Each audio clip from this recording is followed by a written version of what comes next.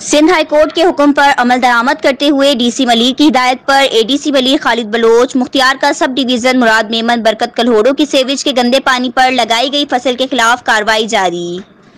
Police और revenue के अमले के साथ मली नदी, ओल्ड थाना, थड्डू नदी और सुमार कंडानी के इलाकों में कार्रवाई करते हुए सेवेज के गंदे पानी से लगाई गई सब्जी और दीगर फसल को जड़ से उखाड़ दिया गया। इस मौके पर डीसी मलिक शहजाद फैसल अब्बासी ने कहा कि कार्रवाई सिंध हाई कोर्ट के हुक्म और हिदायत पर की गई है, जिसमें से 30 एकड़ जमीन पर मुश्तमिल सेवेज के गंदे पानी पर लगाई गई फसल को डिमालिश कर दिया गया। बकिया 10 एकड़ जमीन पर कल से पहर से कार्रवाई की जाएगी। गुज़िश्ता चंद रोज में कार्रवाइयां करते हुए अब तक 70 एकड़ से ज्यादा नदियों नालों की राजी पर लगी हुई फसल को खत्म किया जा चुका है। सेवेज के गंदे पानी पर लगाई गई फसल इंसानी सेहत के लिए नुकसानदा है, जिनके खिलाफ सिंध हाई कोर्ट के हुक्म पर कार्रवाइयां कर रहे हैं।